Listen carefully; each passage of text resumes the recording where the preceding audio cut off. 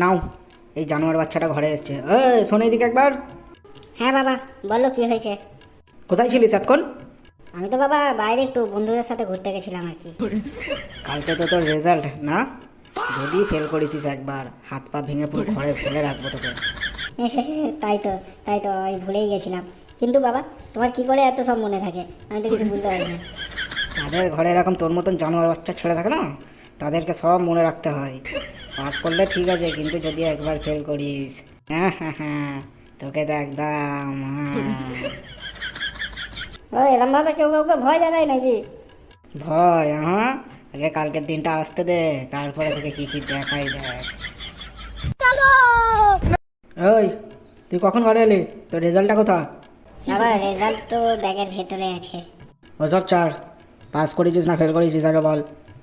বাবা আমি না, থাক থাক, আর বলার দরকার নেই। নিশ্চয়ই তুই ফেল করেছিস।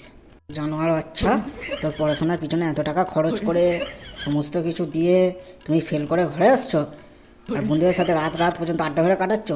আজকে তো তোর পিঠের ছাল চামড়া আমি এক করে দেবো। না মানে বাবা আমি আমি তোর আমি বের করছি, এমন মার মারবো না, মুখ থেকে শুধু উ করতে হবে, আর কিছু বার হবে না। না বাবা, আমি পাস করে গেছি বাবা।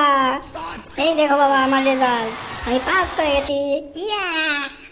বাহ, ভালো তাহলে, এবারের মতন তাহলে তুই বেঁচে গেলি। হ্যাঁ, তো আমার বন্ধুরা, ভাগ্যিস আমি পাস করেছি, নাহলে বাবা মেয়েরা আজকে আমার পিঠের ছাল চামড়া একবারে তুলে দিত। তো যাই হোক, ভিডিওটা ভালো লাগলে লাইক করো, কমেন্ট করে জানাও ভিডিওটা তোমাদের কেমন লাগলো। আর তুমি যদি চ্যানেলে নতুন হও, চ্যানেলটিকে এক্ষুনি সাবস্ক্রাইব করো।